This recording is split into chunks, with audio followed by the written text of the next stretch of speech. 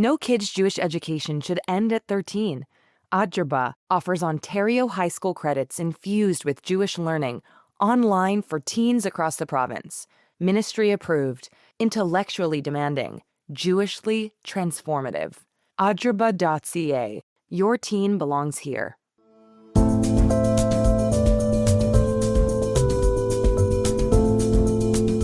I'm Ellin Bessner, and this is what Jewish Canada sounds like for Wednesday, January 28th, 2026. Welcome to North Star, the flagship podcast of the Canadian Jewish News, made possible thanks to the Ira Gluskin and Maxine Granovsky-Gluskin Charitable Foundation. Well, I'm in Florida, lucky me, and I'm really glad to be avoiding the absolutely freezing cold temperatures and snow that parts of Canada have been experiencing. This major Arctic outbreak with wind chills, some cases below minus 40. Be careful out there. And while you're inside, you can enjoy this encore presentation of one of my favorite interviews that I did with Canadian filmmaker and creator Ezra Soiferman in Montreal. He made a documentary about the winters in Canada and why he loves staying in Montreal during the winter. And he got to live out one of the items on his bucket list, bringing his cameras and learning how Montreal's public works snow clearing crews get rid of the snow. He literally got a front row seat. Soiferman's short film was called Montreal's Snowbec, and you can watch it through the links in our show notes. Stay warm, everyone, and enjoy.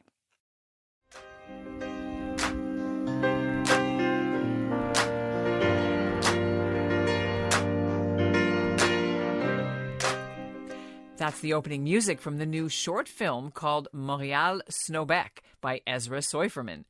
The 6-minute piece is Soiferman's ode to winters in Montreal. From the joys of sledding on Mount Royal to the way the city's public works crews clean 10,000 kilometers of streets with their fleet of snowblowers and dump trucks. And we even learn where all that snow gets taken away to. It took Soiferman 7 years to complete the film. And whenever it snowed, he would grab his cameras, bundle up, and head outside to capture what it's like for Montrealers in winter, where the city sees nearly 6 feet of snow every year. And that's about 1.75 meters of the white stuff. Now, you may be listening to this episode from a long way away from Montreal, someplace warm, maybe. Soiferman says he's not making fun of anyone who leaves winter behind for Florida or Arizona. In fact, he and his daughter even took a quick trip south themselves recently for warmer climes, as one does during these long winters. But Soiferman wanted to celebrate the particular joys and beauty of the season when Montreal is swaddled in snowbanks and the city turns into a winter wonderland. I think there's like a Swedish expression, something like, the only reason not to like winter is if you're not dressed right. You know, if you're prepared and you're wearing your hemp parka like I do, and your hemp gatkes, your long underwear, and you're dressed warm and you're ready to get out there and you do it, you're going to have a good time. I'm Ellin Bessner, and this is what Jewish Canada sounds like for Wednesday, March the 15th, 2023. Welcome to the CJN Daily, a podcast of the Canadian Jewish News, sponsored by Metropia.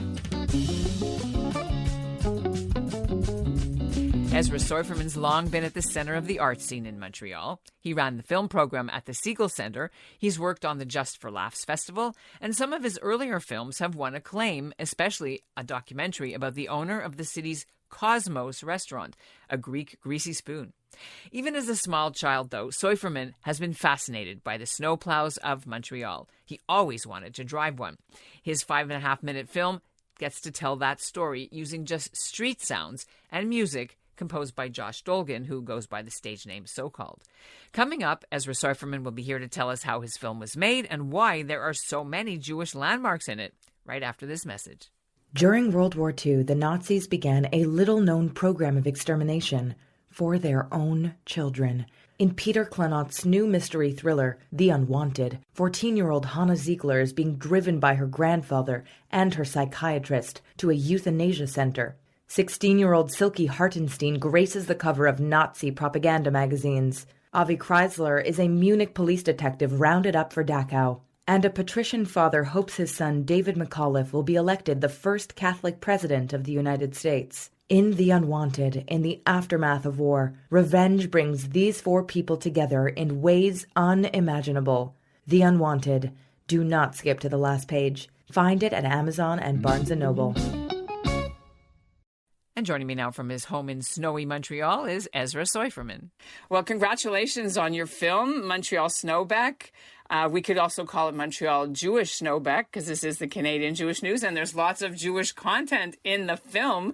So, first of all, how has the reaction been to the launch? What are people saying now that they've seen it? Well, the reaction to the launch of the film about a week ago has been incredible. I'm super grateful for all the people who have written to me through all sorts of social and non-social platforms, telling me about what they think of the movie, what they think of seeing my punim, my face on the cover of the Montreal Gazette a few days ago. One of the main things that people have been saying to me is that I saw your film, I loved your film, and I sent it to my cousins in Australia. I sent it to my friend in Ireland. I sent it to...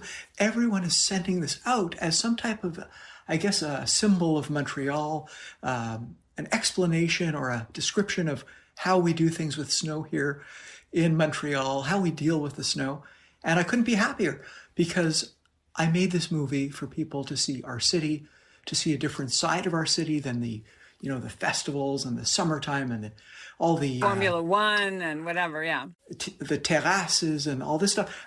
I love the winter, and I wanted to share that with the world. And I made something that was short and sweet and that could be shared. And lo and behold, it's happening. It is amazing. And people are sending, I mentioned to you before we started to tape that my mother sent it to me. Another listener sent it to me. So it is kind of this Montreal mafia that's all over the world. Anyone that ever had connection to Montreal will appreciate this. But and with your mother at the helm of that mafia, please thank your mother. Yes, she is my editor-in-chief. But in terms of the actual content, within a minute, we saw 3 Jewish landmarks. And then the Orange Julep, which if you're not kosher, you don't go. But that is another Jewish landmark. It's pretty Jewish, yeah. So tell me, what was the reason that those 3 were in? Because is there sort of a Jewish filter on this? Or why did you do that? And the Hasidim are in? There's a Jewish gefilter on everything I do, just to get that out of the way. Basically, food is such an important part of everybody's lives, but my life, I consider myself a filmmaker, a photographer, a foodie, and a friend. All those things I'm confident that I do very well, and I enjoy doing them. So when I make a movie about snow, you got to throw in a little shot of the Snowden Deli, obviously. Why? Because it's got snow in the name, and I love it, and it's down the street. And I happened to be there during a snowstorm one day, and it was snowing in front of their beautiful marquee that they have out front. It's like, like a theater. They have the sign, and people congregate. The Snowden Deli is almost like a temple to us here in Montreal. And when I was there with a beautiful snowstorm one day, I got a video shot of it. And when it came time to edit the movie, I started throwing in all these landmarks like Schwartz's, St. Viateur Bagel Bakery, the Julep, like you said, all to integrate the food of Montreal, that important aspect of our city, to integrate it into there. The fact that there are Jewish institutions or, Jewish style, exactly, is because they're so important to me. And I wanted to, get them out there further. It was not a paid advertisement. It was from the love of my heart, from the love from my stomach. And I shared it in the movie. Okay, so you threw down the gauntlet. You didn't put in Fairmount. I'm just saying. Personal preference. I love them both, but I guess you could say my top one is St. Viateur. In terms of how you got to get your camera and get access to the snow clearing equipment and like the City of Montreal's, I guess, Public Works Department, that I want to hear about that. How did you have to go about that, get permission and everything? Well, I hope I didn't have to get permission because I didn't get permission. I basically left my house. I walked out the door with my iPhone or my professional camcorder or my big photo camera and hit the streets. No, but you got right into the cab, or your camera did anyway, of one of these big trucks. How did you manage to finagle that? Connections. Basically, this is a crazy one.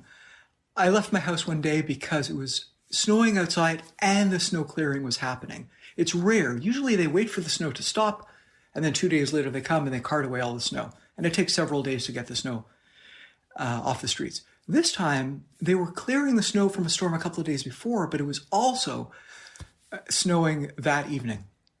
And there's an app in Montreal that shows you where they're clearing. So it's very handy for parking, but it's also very handy for filmmakers who are making a movie about snow clearing and want to get out there and find the trucks. So I knew that there were trucks coming up the street. I headed out with my camera. I'm standing in the corner filming these guys doing their thing, and I hear, Ez, get over here. How are you? It's my buddy, Dave Lazar, who lives a couple of blocks away. He was my counselor in the next bunk over at Pripstein's camp back in the day, and he's a real mensch. And he says, what are you doing out here? I said, I'm watching and filming the snow trucks and making a movie on this. Anyhow, we start walking and talking and seeing the trucks. Next thing you know, 2 minutes later, Dave, I hear his voice, Ez, get over here. I go over, he's got this dump truck standing next to him, parked next to him. And he says, the driver, he'll take you to the dump. I'm like, what do you mean? He says, he wants you to get inside. He's going to drive you to where they dump the snow. I'm like, oh my God. So my heart's beating. It's like I'm meeting like Spielberg or something. The guy opens the door and he says, get in here. Anyhow, I proceed to ride along with him to the dump. Twice he took me to one dump and then another dump. And let me tell you, what I saw there, it was like going to the construction of the pyramids in Egypt.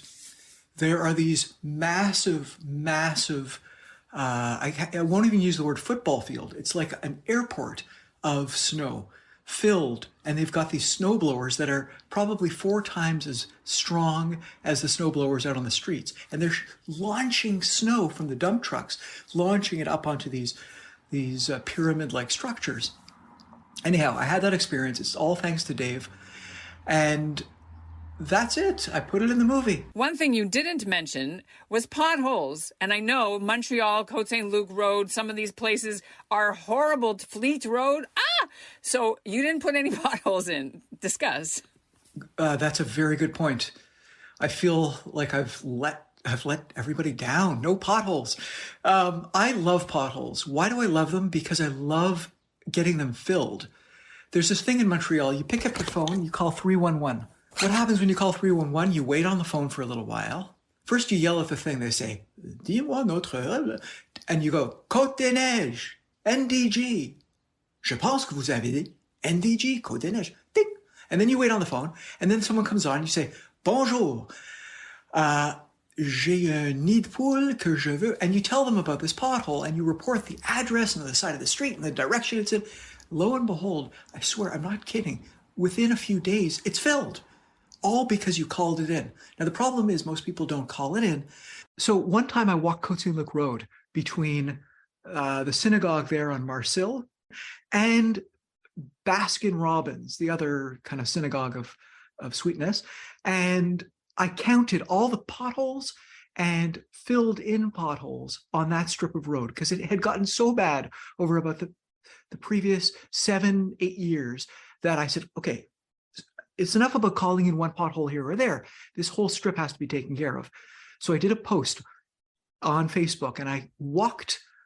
The post described how I walked that stretch of road. It was about 14, 15 blocks. And in those 14 or 15 blocks, I kid you not, there were something like, I don't remember the exact number, about 4,000 actual potholes and filled covered potholes. That's how bad it had gotten and how much work they had done on it. There's more potholes than actual street, in other words, yes, right? Well said. When I put up this post, I kid you not, after 8 years of having been neglected, it was that summer. About 3 months later, the whole strip was repaved. So as my grandfather, Zadie Barrel, would say, as me fragt nicht, bekommt nicht, which I think I got right in Yiddish, which means when you don't ask, you don't get. So basically, when you see a pothole, let someone know. They're going to fill it in and the world will be that much better. You mentioned also snow blowing, so I have to ask the question. In some parts of Montreal that I know, like, for example, Hampstead, they blow the snow onto people's lawns, and they make those, well, you called them pyramids from Egypt, but they make them on people's lawns, like my sister's house, and these big, hard, dirty snow that is so high that you can't even see the tree half the time. Is that only a local decision, or did they do that in Montreal everywhere? Because I saw in your video, in your film, that sometimes they take it away, too. The city of Hampstead, as far as I know, is still throwing the snow from the snowblowers onto the lawns and making those giant piles. When they come off the streets, you know how they pile it up on the streets and make those big, long lines of snow on the streets before they shoot it off. Those lines, I just learned, are called windrows. In the city of Montreal, they don't do that. They basically cart it away in these dump trucks that line up along the streets behind the snowblower and then pull up alongside. They fill them in, and then the truck heads off about a 15-minute drive to a dump. There are many dumps across the city. Some of them are those big pile dumps. Other ones, they dump it into these essentially sewers, these giant sewers, where it goes into the water filtration system of the city and gets cleaned, and then we drink it. Tell me about the famous Montreal white plastic igloo-shaped garages that people build for the winter to protect their cars in driveways. I haven't seen those anywhere else in Canada. Maybe there are. People can write in and tell us if you guys do that too. But that's something that was in your film, and I think it's unique to Montreal. So the generic name is a shelter for your car, but the Kleenex name is called a Tempo. And Tempo is a company in Montreal that I think has cornered the market. They're known as Tempos. These things dot the city. Most neighborhoods, I think, allow them, but some neighborhoods don't. The city of Westmount, the Hoge Fenster, no Tempos. In NDG, where I live, there are Tempos. Not like a ton of them, because not everybody has driveways. But basically, they protect your car, so you don't have to shovel the Farkakta driveway every single time it snows. And there's one in the movie, too. You could see one. It was a really windy night. It was just up the street. And if you turn up the sound on the film, you'll hear, I left the sound, and it's like flapping in the wind. Montreal has a reputation as being one of the snow capitals of Canada in terms of the amount of accumulation. Are you aware of how much snow per year usually Montreal gets? It's in the area of 200 centimeters. I believe we're close to that this year. I think it's been quite a snowy year. Not the snowiest that I remember, but quite snowy. And it seems like the month of February was a little relentless. You know, it was like every 2 days, more and more. And here's something interesting. The companies that you can hire to clean your driveway or clean your steps, private companies, they have a surcharge often. If it goes over 200 centimeters, we can charge you by the centimeter or by the inch, whatever they want, to take away that excess snow, because it's too much snow this winter.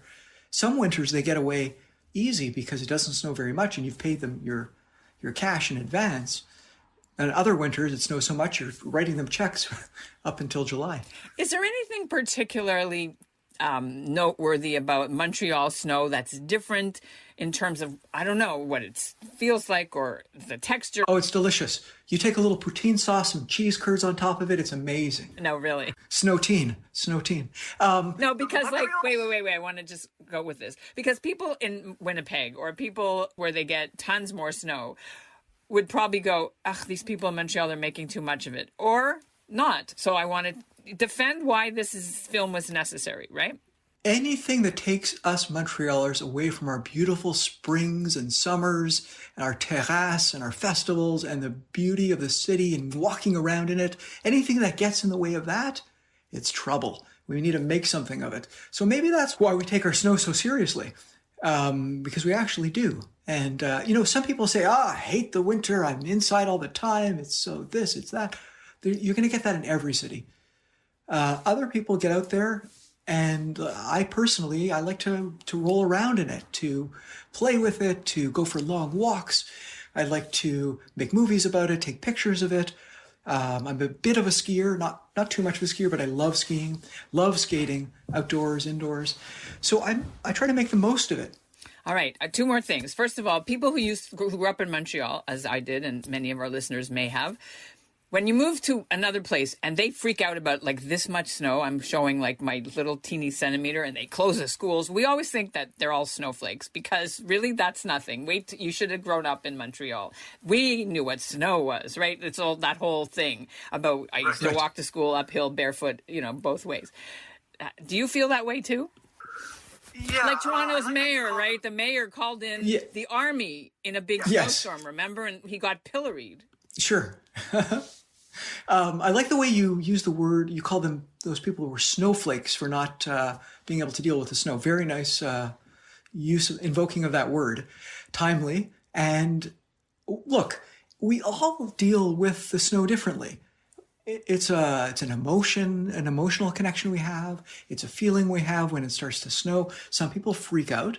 If it snows in Los Angeles, everything stops. If it snows in Toronto, sometimes everything stops. Even in Montreal, we get sometimes a little, how many snowmageddons can we have every season? It's like, oh, this is the big one. We haven't seen this since 76. It happens. People freak out. Why? Because it's something that unifies, that unites, that we can all have to deal with together. It's nature speaking to us. And when nature talks, we better listen. We're learning that now. The snowstorms are part of that. There's no doubt that everything is affected by what's going on in the world now. And my film, Montreal Snowbec, really is a reflection of what's going on in my mind, my heart, my camera right now, vis-a-vis this winter. And, we're going into a tricky time in this world. And the movie provides, as people have said, it brightened my day, it made me proud of my city. It does that, but it also makes us think about nature. And I hope that it makes people appreciate nature and fear nature and learn how we have to deal with nature, whether it's with a shovel or with climate change on a global scale. We got to pay attention and pitch in. Look, Ottawa, just up the road from Montreal, didn't open the canal this year for skating. That's the first time it's ever happened. So things are obviously not in whack. There is one way, which we haven't mentioned and your movie doesn't mention, about how Montrealers deal with snow. And that is that they get on a plane and they go to Florida. And they spend the winter as snowbirds, avoiding it and being thankful that they're on Delray Beach going, I missed the snow. Discuss. One of the most popular comments I got as feedback on this movie was, your movie was fantastic. I'm happy I'm in Florida watching it from here.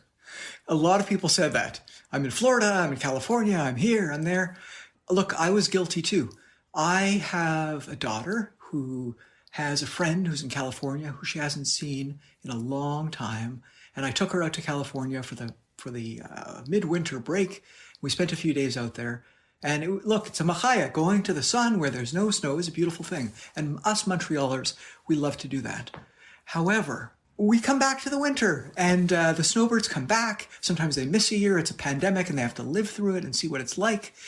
Everybody has their way of dealing with the winter, whether you run, whether you stay, whether you run for half the year or not. What can we do? We have to make the best of all of it. And, people who live in Montreal, and then they say, well, let's move to Florida forever. I would miss the snow. I would miss it. I would never be able to handle hot for 12 months. I just wouldn't. It would be weird. So I hear you. You told another interviewer that you wanted to be a snowplow driver when you were a little boy, and then you got to be one. This is not a Jewish thing that Jewish parents want their kids to be snowblower drivers. Like lawyers, filmmakers, maybe, but definitely not a snowplow driver. But you got to live your dream a little bit. So that's kind of cool closure, no?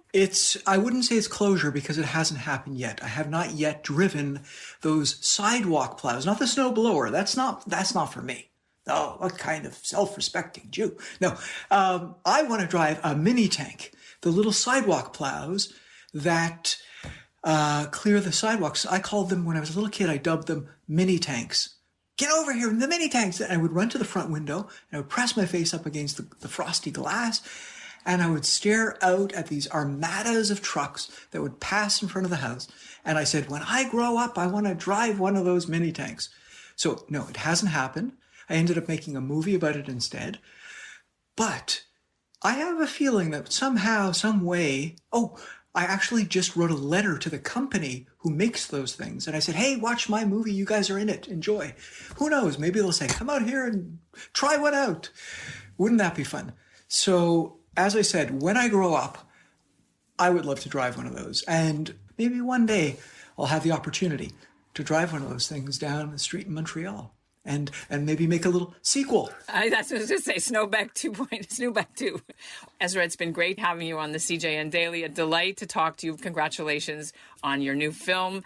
We'll put the link in our show notes for everybody that wants to watch them. Thank you for sharing my movie, both you, Ellin, and people who are watching. It's been a pleasure, Ellin, being on the show.